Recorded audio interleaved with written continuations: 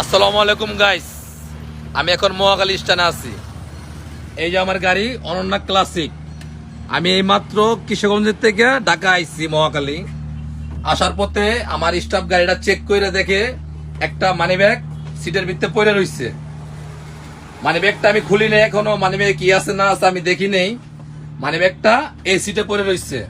Guys, যার money bag সে আসবেন, আইসা মানিব্যাগটা লয়ে যাবেন। কয় টাকা আছে কি আসে বিষয় আপনারা বলতে পারলে মানিব্যাগটা আমি দিয়ে দিব। আমার নাম্বার 01954393599। আমি আবারও বলছি, আমার নাম্বার 01954393599। এই যে আমাদের ডেস্টাবল, এই যে গাড়ি।